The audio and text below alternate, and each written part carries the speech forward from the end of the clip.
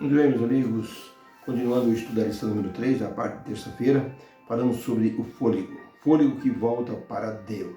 Como se diz popularmente, para a pessoa morrer, basta estar vivo. Isto nos leva a uma segunda máxima, que significa o seguinte: aqueles que estão preparados para morrer, estão preparados para viver. Para o cristão, diz uma outra expressão, o caixão não é, por exemplo, um ataúde, uma urna funerária, mas é uma urna de esperança. Porque quando se coloca um cristão dentro de um caixão funerário, na verdade está se colocando ali um tesouro de esperança. A pessoa aceitou Jesus e tem a esperança da ressurreição. Se não fosse assim, não teria sentido Jesus ter morrido pelo ser humano pecador e dar a ele a esperança da ressurreição. Jesus disse: aquele que crê em mim, eu o ressuscitarei no último dia. Se houvesse uma alma que voltasse para Deus, que sentido faria Jesus retornar a essa terra e trazer todas as almas para a terra de novo, ressuscitá-las para depois levá-las de novo ao paraíso? Não teria sentido. Por isso, o ensino bíblico não se contradiz. Aquele que Deus falou, ele mantém. A alma que pecar, essa morrerá. Como todos pecaram, Romanos 6, 23, porque todos pecaram e carecem da glória de Deus. Então, todas as pessoas morrem. Não tem porquê nenhuma pessoa ficar viva, ou seja, sendo uma pecadora. Morreu, acabou tudo. Por isso, a pergunta de número 3 diz o seguinte: leia duas passagens. Leia Gênesis 2, verso 7 e leia Eclesiastes 12, de 1 a 7. Que diferença existe nessas duas passagens que nos mostram que o ser humano não é imortal? Gênesis 2, verso 7 diz assim: e formou Deus, o Senhor Deus, o homem do pó da terra, e soprou em suas narinas o fôlego da vida, e o homem foi feito alma vivente. Isso ficou claro. Agora, Eclesiastes 12. O sábio Salomão mostra a trajetória do ser humano, onde ele diz o seguinte: lembra-te do teu Criador nos dias da tua mocidade, antes que venham os maus dias, e cheguem os anos nos quais dirás: não tenho neles prazer. Antes que se escureça o sol, a lua e a luz e as estrelas, e tornem a vir as trevas depois da chuva. No dia em que temerem ou tremerem os guardas da casa, e se encurvarem os homens fortes, e cessarem os moedores, por já serem poucos, e se escurecerem os que olham pela janela, como também quando temerem o que é alto, e houver espantos no caminho, e o florescer da amendoeira, e o gafanhoto aparecer como se fosse um peso, e acabar o seu apetite, porque o homem se vai para a casa eterna, e os pranteadores andarão rodeando pela praça. Pense em Deus antes que se rompa o cordão de prata, e se quebre o copo de ouro, e se despedace o cântaro junto à fonte, e o pó volte à terra como era, e o espírito volte a Deus que o deu. Que diferença existe entre Gênesis 2, verso 7 e Eclesiastes 12? Resposta: nessas duas passagens existe um contraste, uma diferença. Deus, ele enviou o fôlego de vida e o ser humano se tornou alma vivente. Em Eclesiastes 12, o sábio Salomão descreve a trajetória humana até chegar na sepultura e devolver o fôlego para Deus. Gênesis 2 é o homem recebendo o fôlego. Eclesiastes 12 é o homem devolvendo o fôlego para Deus. A Bíblia não nos deixa no vazio da dúvida, mas nos orienta de forma plena sobre os mistérios, e um deles está relacionado com a morte e o que acontece com o ser humano nesse momento. Deus deixa claro que o ser humano é uma alma que morre. Ou seja, assim que o fôlego deixa o corpo, esta alma vivente morre. Muitos pensam que a expressão de Eclesiastes 12, verso 7, e o espírito volte para Deus que o deu, há pessoas que pensam que isso significa que um fantasma, um ser flutuante, etéreo, ele vai para junto de Deus. Perceba que o sábio Salomão, ele não fala, ou seja, que a pessoa boa morre e o espírito volta para Deus. Ele generaliza o fôlego, ele fala de animais e de seres humanos.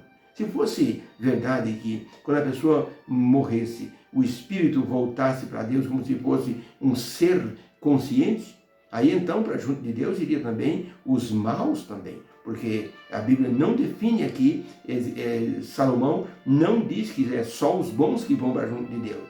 Se fôssemos acreditar na teoria da imortalidade da alma, ou seja, um espírito que sai do corpo e volta para Deus. Na verdade, essa expressão, o espírito volta para Deus, significa o caráter da pessoa, ou seja, que é guardado por Deus para ser retornado na manhã da ressurreição. Então, toda pessoa que respira e deixa de respirar, deixou de ser biologicamente uma alma vivente. Podemos perceber que o sábio Salomão descreveu a vida num processo de envelhecimento até chegar à morte. Em Eclesiastes 12, verso 7, ele finaliza com a expressão: e o pó volte para a terra e o espírito volte para Deus que o deu.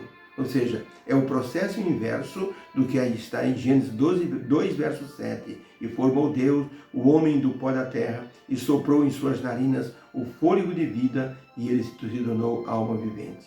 A Bíblia não está dizendo que Deus soprou uma entidade para dentro do ser humano. Soprou um espírito que saiu da boca de Deus e penetrou no ser humano.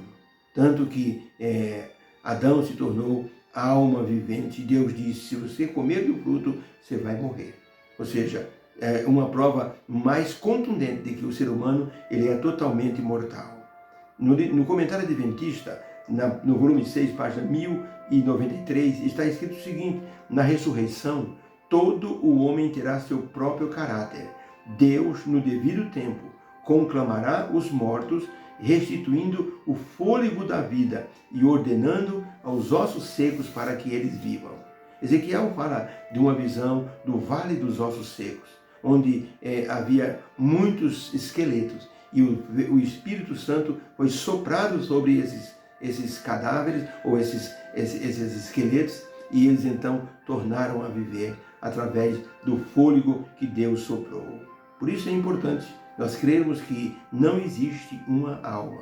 Existem alguns até que pregam, eu estava ouvindo no rádio um pastor pregando de que nós temos uma alma que volta para louvar a Deus.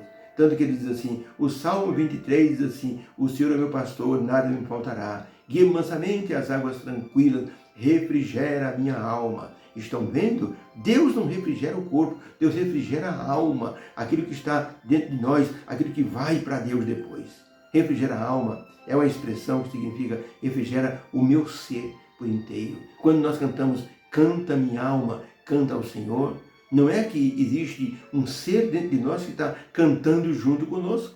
Ou seja, o corpo não precisa cantar, deixa que a alma canta. Essa expressão, canta minha alma, significa canta o meu ser, de todo o coração, louve ao Senhor. Não significa que tem um ser dentro de nós, fora, ou seja, a parte dessa parte material de carne e osso que nós temos. Mas todo esse ser, com a respiração, significa alma vivente. César Borgia, o filho do Papa Alexandre VI, filho do Papa, é que antes de ser Papa, o Papa Alexandre VI, ele tinha um nome, ele se chamava Rodrigo Borgia, o arcebispo, e esse arcebispo teve um amante. Desse relacionamento nasceu César Borgia. Só que esse moço nunca se preocupou com a sua vida cristã. Anos depois, o pai dele foi perdoado e depois foi assim eleito como Papa. Mas César Borgia, famoso pela sua ambição, praticou muitos crimes. Na hora de morrer, ele dizia o seguinte: preparei-me para tudo nesta vida, menos para a morte. Agora eu vou me apresentar diante de Deus sem nenhum preparo. Na verdade, ele não se apresentou diante de Deus porque se ele praticou tantos crimes, como é que ele ia se apresentar diante de Deus? Aí, logicamente, que a igreja romana criou um conceito de purgatório, de inferno ou céu. Foi bonzinho, vai para o céu. Foi mais ou menos, vai para o purgatório, e se foi mal, vai para o inferno. No purgatório, com algumas rezas e algumas oferendas, é possível transferir a pessoa do purgatório para o céu. Na verdade, a Bíblia não ensina isso. Ellen White, em Meditações Matinais, do ano de 1967, na página 299, foi retirado de um dos seus livros, provavelmente Mensagens Escolhidas, volume 1, diz o seguinte: as maravilhosas obras de Deus são um mistério para o homem. O espírito, o caráter do homem, volta para Deus para ser preservado. Na ressurreição, toda pessoa terá de volta o seu próprio caráter. Deus, em seu devido tempo, despertará os mortos, dando novamente o fôlego da vida e ordenando que os ossos secos vivam. Então, quando se fala que o espírito voltou para Deus, o fôlego voltou para Deus e Deus preserva o caráter daquela pessoa. Aquela forma de ser da pessoa vai ser preservada. Quando a pessoa despertar na manhã da ressurreição, vai ter aquele caráter. Só que vai ter um caráter agora transformado pelo poder da ressurreição. Mas as características da pessoa serão mantidas. Então, será possível os familiares reconhecerem o seu ente querido que descansou no Senhor. Por isso que o espírito volta para Deus não é uma entidade, não é um ser imaterial, mas é apenas o caráter que Deus preserva, como se fosse um registro. E quando Deus vai ressuscitar, ressuscita Gilberto, Deus então permite que o meu caráter retorne à minha pessoa ressuscitada. Não é uma entidade que vem para entrar no corpo morto, mas é apenas o fôlego que Deus está ordenando com as características que pertencem àquela pessoa. Quando uma pessoa morre, Deus preserva o caráter do morto para restituí-lo na ressurreição. Não é uma alma consciente, mas apenas as características da pessoa que descansou. Que Deus nos abençoe. Possamos entender isso porque essa verdade é importante para que nós não caiamos no erro de acreditarmos na imortalidade da alma. Com a crença da imortalidade da alma, nós tiramos Jesus como Salvador. Para que Jesus como Salvador? Se eu for bonzinho, vou para o céu direto. E não vou precisar de passar pela ressurreição. E a Bíblia ensina, o Senhor, Ele descerá do céu com alarido, voz e trombeta, 1 Tessalonicenses 4,16. E o Senhor Deus, Ele ordenará ao som da trombeta que os mortos ressuscitem. Então será um momento glorioso. Crer na ressurreição é muito mais vantajoso do que crer na imortalidade da alma. A imortalidade da alma vai contra o ensino bíblico e não é abonado pela palavra de Deus.